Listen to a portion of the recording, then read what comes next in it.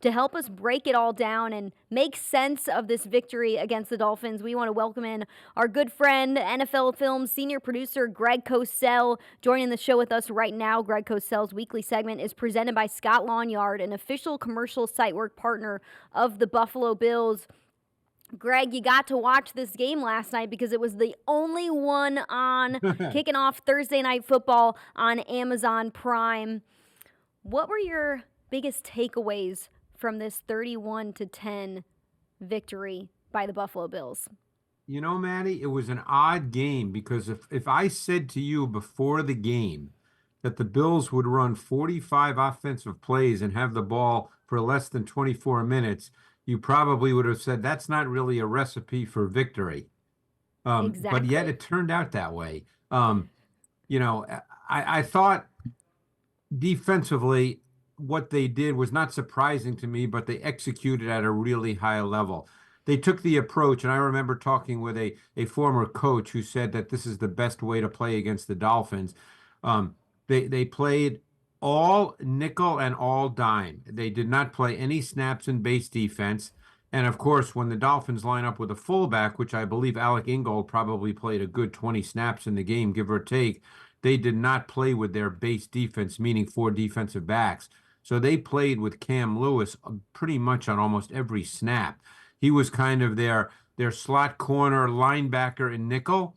Um, then he became basically a pure linebacker in a dime because they brought in Ingram to play slot. So essentially, their game plan was to play the passing game. They had a four-man D-line pass rush. There was a heavy emphasis on two high safety zone coverage, with the underneath zone defenders squeezing the windows between the numbers, which is where Tua Tagovailoa wants to throw the football and where he's really good throwing the football. So even though they did give up 6 runs of 10 plus yards, my sense watching the tape and even watching the game live was that they were somewhat okay with that. I mean, obviously, no one says let's give up 10 plus yard runs, but to me, the game plan approach was built to defend the passing game, and they did that extremely well. Neither Hill nor Waddle was really a factor in the game. Yeah, Hill finished with 3 catches for 25 yards. I want to say heading into this matchup, Tyreek Hill had played 5 games against the Bills. In those 5 games, Hill only averaged 62.2 receiving yards per game. If you compare that to every other opponent since he's been in Miami, he's averaged over 100 receiving yards per game. You spoke about that too high safety look, that split safety look that they used. They also only blitzed twice in this Twice, game. yes. Why have they been so successful at taking Tyreek Hill completely out of these games? I mean, it's a hard question to answer, other than the fact that they how they choose to play on the back end.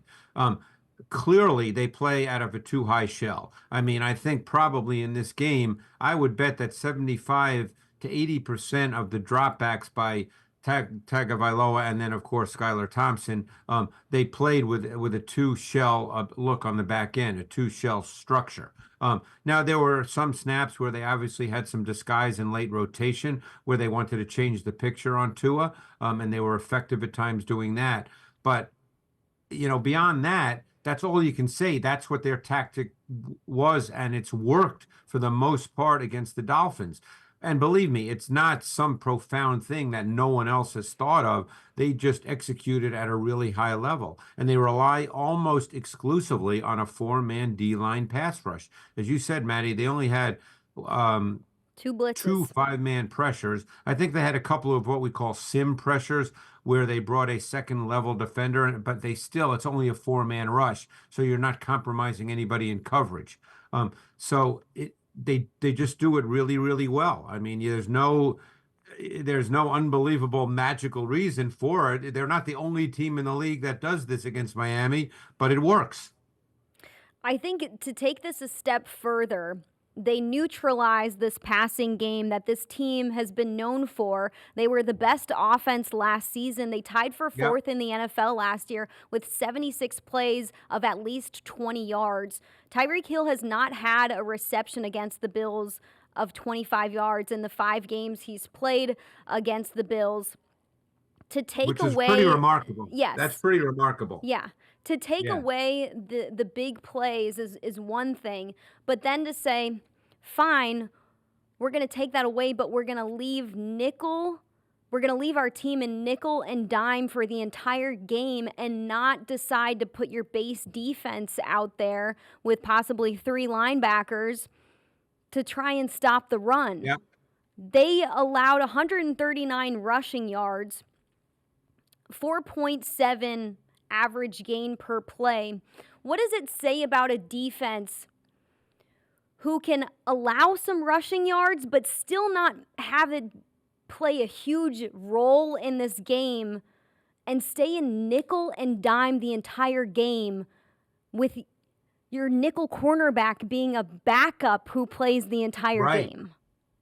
Well, it speaks to commitment to me more than anything, because you know when you do this that you will be susceptible to the run game. And certainly when you're playing with, after 14 plays, when Terrell Bernard unfortunately went out, you're playing then with Williams and Spector. So basically what you're saying is, we want you to run the ball. We dare you to run the ball. We just don't want to give up big plays in the passing game.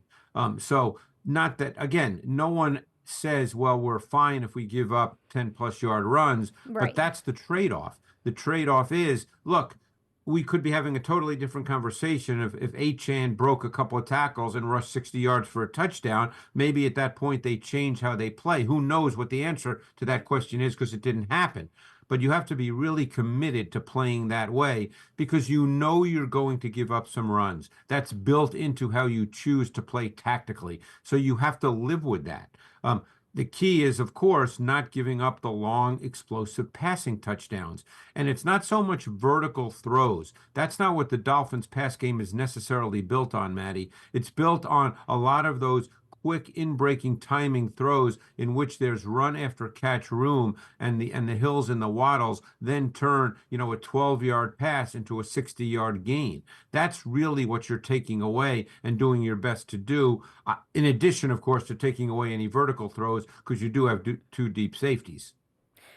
You've watched several Bills games. You've seen this team in the past few seasons have non-starters go in on defense and play an important role, whether it be for a game or several games. Last night, we saw Cam Lewis start at nickel Yeah. cornerback, who is in for Taron Johnson because he did not play with a forearm injury. We saw middle linebacker Terrell Bernard come out of the game with a pec injury. He did not return. So you had Balin Spector, a 7th rounder, play in his place. Matt Milano is out for an indefinite amount of time with a bicep injury. Dorian Williams, a young linebacker, has started in the last 2 games.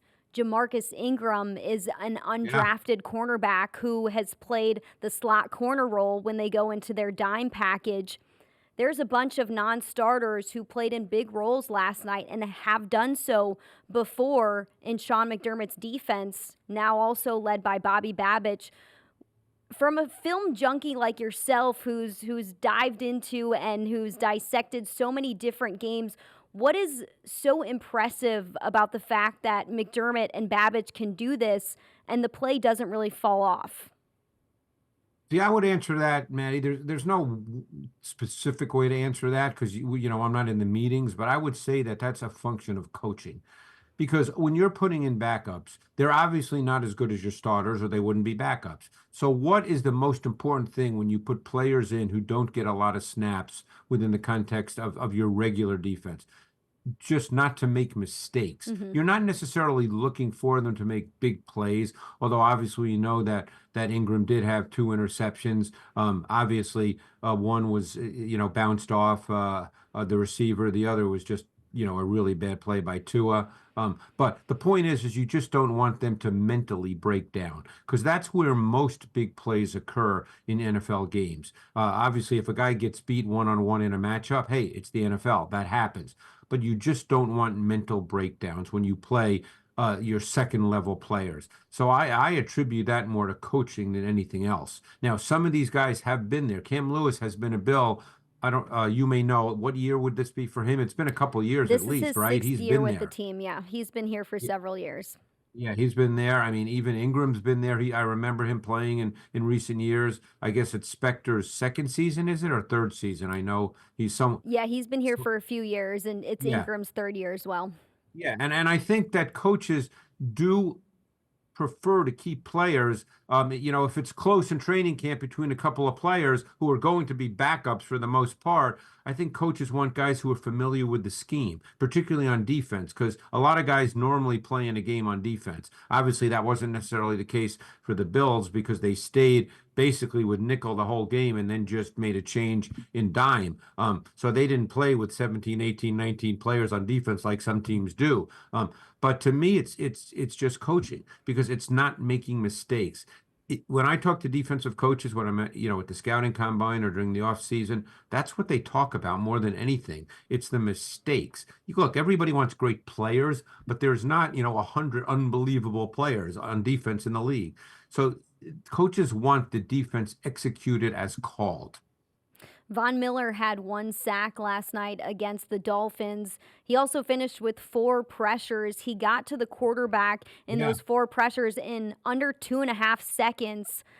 What are you noticing about his play this season? Yeah, he'll start, again, I think an older player, been injured recently, so it'll probably take a little time. I think, as we're looking at this, you see still some quickness there off the edge. I think that's ultimately what his game is, and you'd expect to see him continue to improve as he continues to play more and he's further away from the injury. I think last night he played what, about 30 snaps, Maddie, if I'm not Mm-hmm. mistaken, give or take. Yep. Um, I think you'll just see him ideally become more of a factor as a pass rusher. It's not just the sacks. Obviously, all pass rushers want sacks, but you mentioned the pressures. That's very critical as well. And they sure hope that they can get that from him because that allows them to do some different things with their defensive front. Someone like Greg Rousseau, who's quote unquote a defensive end, you can move him inside in your sub pass rush front if you so choose. If Miller can come in and start playing meaningful snaps on the edge as a pass rusher, so it just gives your defensive line and your pass rush a lot more flexibility. You spoke about the coaching on the defensive side of the football, what Sean McDermott and Bobby Babich have done so far. Let's switch to the offense because Yep. that has been something to watch to start the season. This team scores over 30 points in two straight games, led by new offensive coordinator Joe Brady. I want to ask you about the first touchdown that the Bills scored to put them on the board 7-0. The use of motion that Joe Brady used on that play, it was a 4th and 3. Yeah. They were on Miami's 17-yard line. They motioned Curtis Samuel, and James Cook shifts as well. What impressed you about this play call? Well, it's funny you say that because we've seen this play before. They just didn't use it with motion. We've seen it in previous years, the way they got Cook kind of across the formation, you know, to be a receiver down in the red zone. We've seen it when they were in sort of the lower red zone, meaning between the 1 and the 10. This time they were at the 17. But they had both an initial shift with Cook and then they had a motion with Samuel, and they're basically trying to glean as much information from the defense as possible. There might have been two plays called, and if they had gotten zone defense instead of man coverage, they might have had a different play based on routes. But they got man coverage. Samuel's motion really made it definitive that it was going to be man coverage because Ramsey ran across with him. So that made it very clear because the Cook shift was first, and then you had the Samuel motion. It was a man beater concept. On 4th and 3, you're very likely to get man coverage, Maddie. So it was Cook crossing the formation in front of Allen on whether you want to call it a flat route, a swing route. But you had the two receivers to the side that Cook was going to, basically as natural rub receivers. It was Shakir and Hollins. So basically, they made the linebacker Long have to work through traffic. And it was really a difficult thing to do. And it was just a beautifully designed play. Great play call on 4th and 3 when you're anticipating man coverage. James Cook had 2 rushing touchdowns last season. He had 2 against the Dolphins last night. Also a receiving touchdown. That's 3 touchdowns Cook had in the first half. It ties for the most by a Buffalo Bill in the first half. Why was he so successful against this Miami defense? Well, I love the 49-yard touchdown run. That was the one that came, I think, right after they had stopped the it might have been right after the Ed Oliver sack on fourth Mm-hmm. down, if memory serves me Yes, correctly. yes. Um, and that came out of six O-line personnel. And that's something we should talk about because they played 18 snaps of six O-line personnel in their first two games. They did that a lot last year. Obviously, that sixth O-lineman is different this year because it Mm-hmm. was Edwards a year ago. He's now the starting left guard. So it's Anderson this year, who's the sixth offensive lineman. But, this is something that they clearly believe in their run game.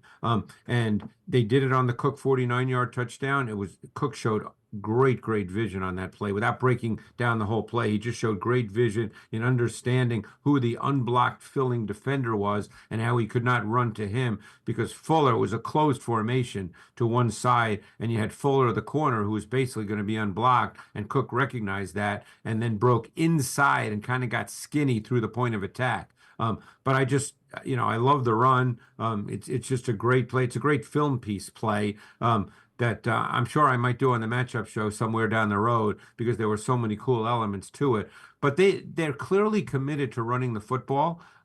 You saw Davis get meaningful snaps. Obviously, they had a big lead, but I think you'll see that as the season progresses. I think with Aaron Cromer there now getting, he's been in the league 23 years. Mm-hmm. Brady's done a nice job. He certainly doesn't have the experience Aaron Cromer, the O-line coach, does. So I think it's a really nice mix. And I think it's a way to make sure that every game, and I'm not trying to be sarcastic here because he's a great player, but you don't want every game to live and die by the Josh Allen experience. It's just too hard over a 17-game stretch to play like that, as great as he is. I mean, I was actually talking to Phil Simms this morning, and we were talking about the 33-yard pass to Johnson, on that 3rd and 12, I Mm-hmm. think it was. Yep.